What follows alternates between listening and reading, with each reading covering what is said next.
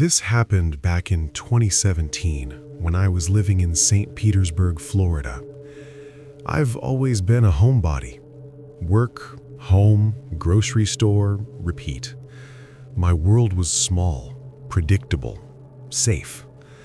So when my coworker Jenna, about 10 years younger than me, kept begging me to go out clubbing with her and another girl from work, Mira, I kept saying no, over and over. They didn't give up. For weeks, Jenna would lean over my desk and say, "Come on, just one night, you never go out." Eventually, I got worn down. I agreed to go the following weekend. The night she came to my apartment, she said she wanted to leave her car there so I could drive. That immediately stressed me out. I had lived in St. Pete for 4 years, but I barely ventured outside my neighborhood. The farthest I usually drove was a few miles to Walmart. Anything beyond that required GPS and a prayer. Still, I grabbed my keys. We picked up Mira and headed to a crowded club downtown. Loud music, flashing lights, bodies packed shoulder to shoulder. It was overwhelming, but I tried to relax. We found a small space near the bar and ordered drinks. We hadn't been there long when Jenna suddenly said, "Oh, I see someone I know. I'll be right back." She pulled Mira with her.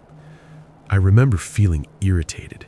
They had practically dragged me out, and now I was standing alone in a club I didn't even want to be in. A few minutes later, they returned smiling. "My friend bought us around," Jenna said, handing me a glass. I trusted her. She was my coworker. I took the drink. We had another round. Maybe 3 total. I'm not even sure. It wasn't the spinning, sloppy kind of drunk. It was different. A heavy, suffocating dread started to crawl up my spine. The music felt distant. My chest tightened. Something was wrong. "I need to leave," I told Jenna, "right now." After that, my memory fractures. I don't remember walking out of the club. I don't remember driving. The next clear moment is sitting in my car outside Mira's apartment complex. I was still in the driver's seat. The engine was running. I could hear Jenna and Mira talking outside the car. I don't remember what they said, but whatever it was triggered something primal inside me. It wasn't logical. It wasn't clear. It was instinct. Danger. I didn't ask questions. I didn't say goodbye. I slammed the car into drive and sped away. The drug, because that's what it had to be, was strong. I'm not a lightweight. 3 watered-down club drinks wouldn't do that to me. My thoughts were scrambled. I couldn't focus. Street lights blurred. My hands felt disconnected from the steering wheel. I was driving aimlessly through St. Pete, trying desperately to remember how to get home. And then it happened. I stopped at a red light. Out of nowhere, 2 figures appeared at my driver's side window. Before I could react, someone yanked on my door. It opened. My doors automatically lock when the car is in gear. They always have. But it opened. 2 strange men were pulling at it, trying to get inside. The sight shocked me just enough to cut through the fog. I slammed my foot on the gas and tore through the intersection, not caring if the light had changed. I don't know how long I drove after that. The next thing I remember is being parked in a quiet residential area. No cars moving, no people outside, just silence. I was staring at my phone, trying to use it. I couldn't figure it out. I couldn't remember how to unlock it. The paranoia was overwhelming. Every shadow felt like someone watching me.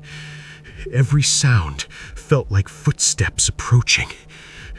Eventually, exhaustion took over. I convinced myself I was safe enough for the moment. I reclined the seat and passed out. I woke up around 5 a.m. The fog had lifted. My mind felt raw but functional. I turned on GPS and drove straight home. I collapsed into bed, fully clothed. When I woke up again around 11 a.m., my phone was flooded with missed calls. Most were from Jenna. A few from another friend asking if I was okay. I called Jenna back. She sounded frantic. "Where did you go? We were worried sick." I felt anger rising through me. "What do you mean?" I said. "Your friend spiked my drink. I wasn't sticking around." There was a pause. Then she said something that made my blood run cold. "The drinks weren't meant for you." She said it casually, like it was a misunderstanding. That was all the confirmation I needed. She tried to backtrack, said she'd come by later to get her car. I agreed. After I hung up, a memory slammed back into place. Those two men at the red light. I ran outside to check my car. The plastic casing around my driver's side door handle was completely gone, ripped off. It hadn't been a hallucination. Someone had been holding on to my car when I sped away, hard enough to tear the handle apart. That damage was real, which meant the danger was real, which meant I had been drugged, disoriented, alone, and someone had tried to get into my car while I was vulnerable. I never spoke to Jenna again.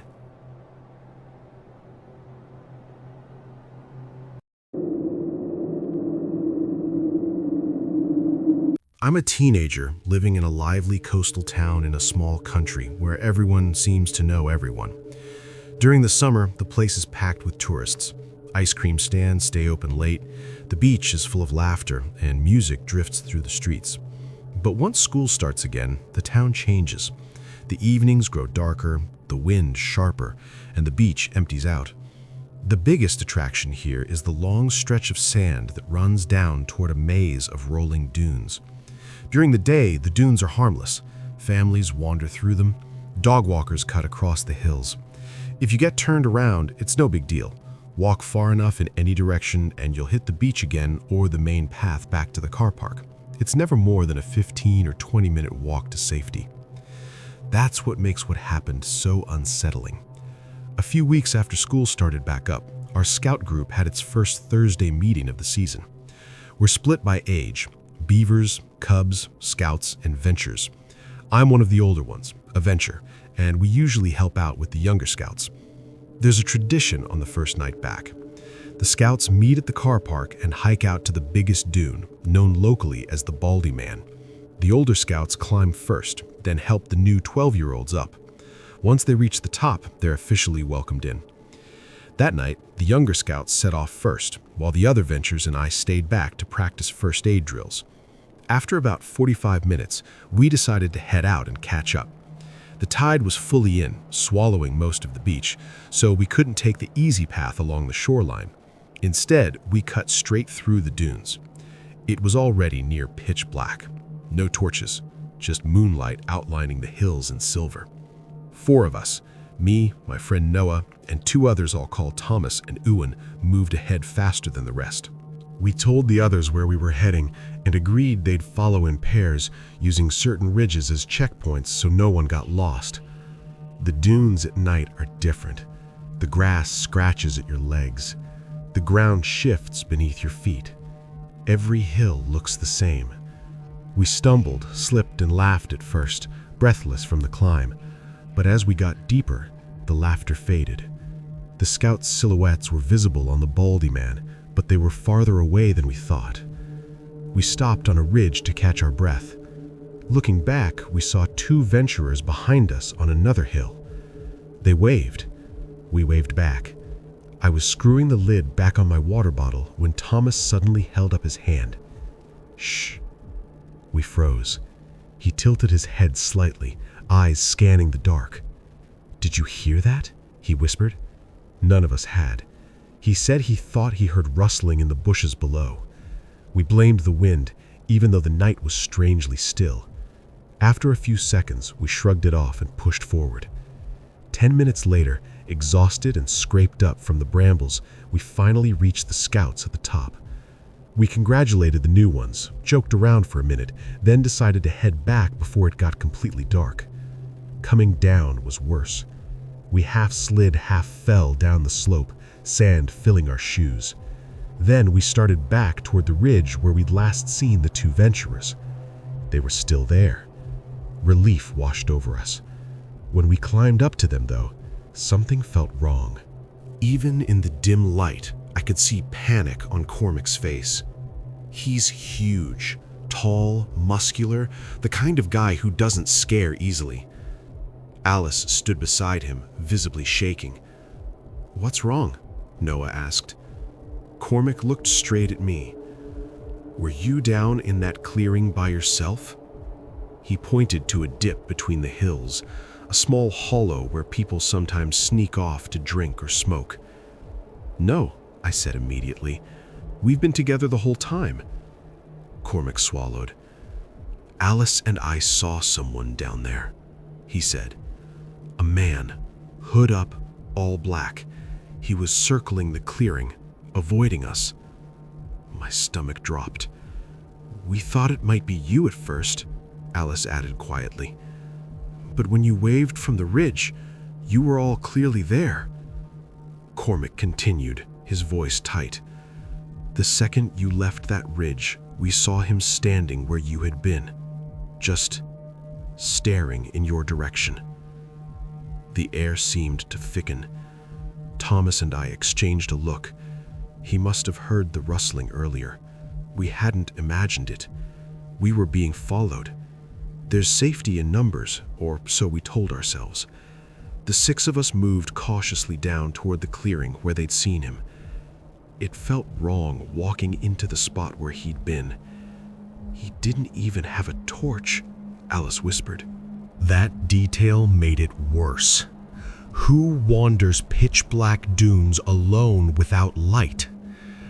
Cormac and Alice ran to warn the scout leaders, while the rest of us stood in the clearing, scanning every shadow. It was silent. Too silent. Every slight movement of grass made my heart slam against my ribs. When Cormac returned, we didn't wait. We regrouped and started back toward the car park with everyone. We were nearly out of the dunes when one of the younger scouts screamed. High, sharp, terrified. The entire group panicked. Some kids bolted forward, others froze. Noah and I ran toward the sound. The younger boy was crying, pointing toward a ridge to our left. And there he was, a dark figure standing on the crest of the hill, completely still, watching us. Moonlight caught the faint outline of his arm. Quieter, Noah swore he saw something metallic in his hand, a knife. "Run!" he shouted. That was all it took. The venturers grabbed the smaller scouts, lifting them, half carrying them as we sprinted across the last stretch of dunes. No one looked back. Someone was out there with us that night.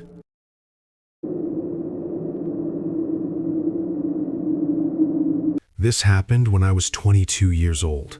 I was working as a bartender at a small dive bar just a few blocks from my apartment. It definitely wasn't anything fancy, just a laid-back spot where locals came for late-night drinks or to watch whatever game was playing on the TVs. I quickly started recognizing the regulars, most of them older men.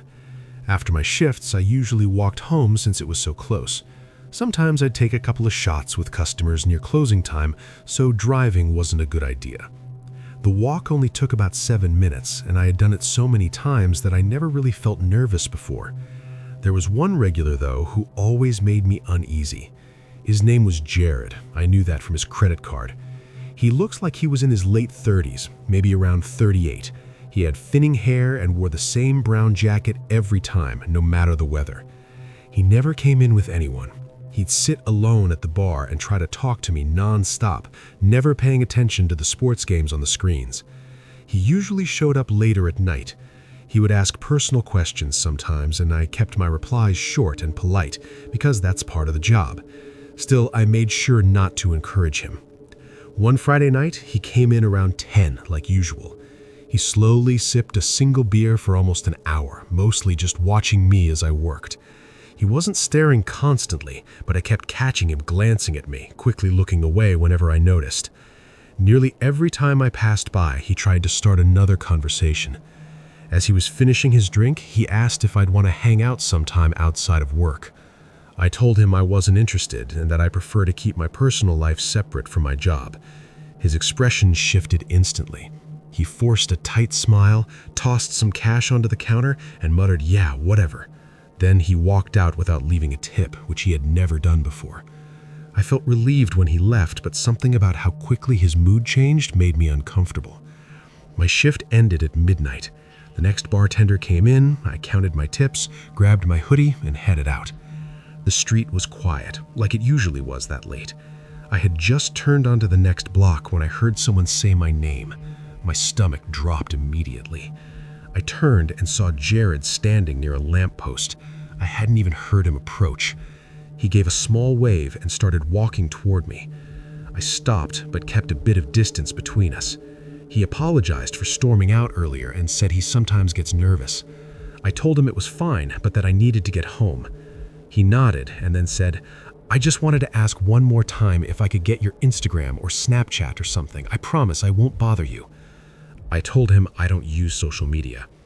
He stared at me for a moment, then smiled in a way that made my skin crawl. "That's weird," he said. "I've seen you on Instagram at the bar before." My heart started racing. Now he was directly challenging me. I had no idea how he knew that. I simply said, "Please leave me alone." At that point, it had gone way beyond uncomfortable. He kept smiling and replied, "Okay, have a good night." I turned and began walking again, trying to stay calm. A few seconds later, I thought I heard footsteps behind me. At first, I told myself I was just being paranoid, but when I glanced back, I saw him walking in the same direction, about half a block behind me. I picked up my pace. He did too. I slowed down. He slowed down. It felt like some twisted game, like he was programmed to match my speed. I kept heading toward my apartment building, hoping he'd turn off somewhere, but he didn't. When I reached my building, I crossed the street instead of going straight to the entrance. I stopped and turned around. He stopped too. He stood beneath a tree, mostly hidden in shadow. I couldn't clearly see his face, but somehow I could tell he was faintly smiling. I yelled, "Why are you following me? I don't want to have to call for help." He didn't respond. He just stood there, stiffly. I quickly said, "My boyfriend lives with me. I'm going inside to get him right now." That was a lie. I lived alone. I turned and hurried to the front door, punching in the building code. The door buzzed and unlocked for a few seconds. Right as I pulled it open, I heard fast footsteps behind me. I looked back and saw Jared running toward the entrance. I rushed inside and let the door slam shut behind me, not even checking if it fully latched. I breathlessly sprinted up the stairs to the second floor. My apartment was at the end of the hallway. I heard the main door downstairs shove open aggressively, then heavy footsteps pounding up the stairs. I realized he had gotten inside. My hands shook as I fumbled with my keys, nearly dropping them. His footsteps were getting closer, echoing loudly with each step. I finally managed to unlock my door and threw myself inside, slamming it shut and locking it just as he reached the hallway. A second later, his entire body slammed into my door. The impact shook the door and the wall. I screamed and stumbled back, grabbing my phone. He hit the door again, even harder, like he was trying to break it down. Then I heard another apartment door open and a man shout, "What the hell are you doing?" The pounding stopped. There was a moment of silence, then hurried footsteps retreating down the stairs. I looked through the peephole and saw my neighbor, an older man who lived across from me, standing in the hallway looking confused and angry. Jared was already halfway down the staircase without saying a word. My neighbor knocked gently and asked if I was okay. I cracked the door open, shaking and crying, and told him everything while he stood there with me. He understood. He heard the banging and thought someone was trying to break in. I called the police, and they arrived that night, taking it very seriously. I gave them Jared's name from his credit card at the bar, and the building owner pulled security footage showing him running in after me. My boss provided the bar's camera footage as well. The next day, an officer called and told me they had identified him as Jared Perez and that detectives were sending the case to the prosecutor. It would be handled as stalking and unlawful entry because he chased me into the building and attempted to force my apartment door open. Hearing those words made everything feel more real, but also slightly reassuring. The following day, I went to the courthouse and filed for a restraining order. I had to explain everything to a judge who reviewed the police report and security video. Nothing like that ever happened again, but I never forgot what he did or how close it felt to becoming something even worse.